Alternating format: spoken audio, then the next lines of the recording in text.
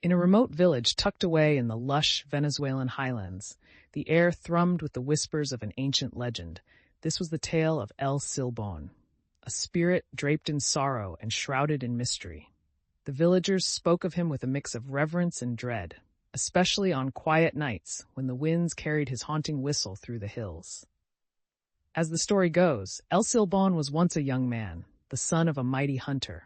Driven by pride and anger, he took the life of his father, thinking this act would prove his strength.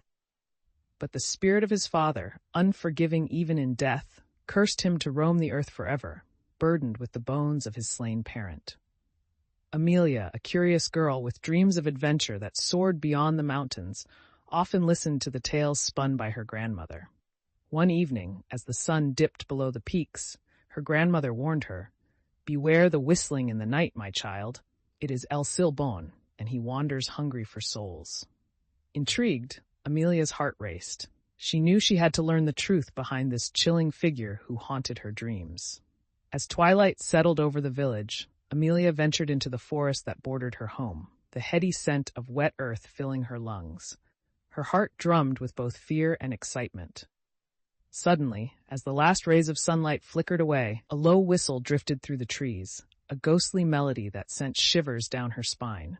She remembered her grandmother's warnings, yet the allure of the mystery was far too strong to resist. "Who are you?" she called into the shadows, her voice trembling but bold. The rustling stopped. Moments later, a figure began to emerge, cloaked in fog. A tall, emaciated form carrying an old, cracked skull, it loomed before her, eyes like glistening coals. This was El Silbón, the cursed spirit, and his mournful tune echoed the weight of his sorrow. The air turned cold as he stepped closer, the bones rattling softly with every move. "Why do you haunt these woods?" Amelia asked, despite a shiver running down her spine. The legend spoke of his thirst for souls, yet there was sadness etched into his visage. Could it be that he was not just a monster? El Silbón paused, his hollow gaze boring into her very soul. "I seek redemption," he whispered, his voice like the breeze rustling through the leaves. "The curse binds me, but my heart yearns to set things right. Only the brave can help break this bond." Amelia's fear began to ebb, replaced by an overwhelming compassion. She stepped forward, drawn into his tragic story. "How can I help?" she asked, determined to learn more and perhaps dispel the legend that haunted her village for so long. From the depths of his sorrow, a prophecy began to unfurl, one that would intertwine their fates and reveal the truth hidden within the shadows of the forest. El Silbón took a breath that seemed to echo with centuries of regret. "A special bond exists between a parent and child, one that has been severed by my own hand.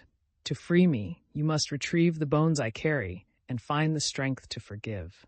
He gestured toward the skull, ancient and weathered, its hollow eye sockets filled with the weight of history. Amelia's heart ached. "But how can I retrieve them?" She sensed this was a task not just for herself, but for the very essence of her village, its fears, its whispers, its rich tapestry of folklore. "Surely, facing your father's spirit is no easy feat." "The village believes in my malevolence," El Silbón replied, his voice tinged with sorrow. "They cannot see that I am but a reflection of their own fears. You possess the courage to bridge the worlds, one of warmth and one of shadows." With newfound determination, Amelia delved deeper into the forest, guided by the spirit's haunting whistle. With each step, the air thickened, and shadows lumbered closer, as if vying to cling to her.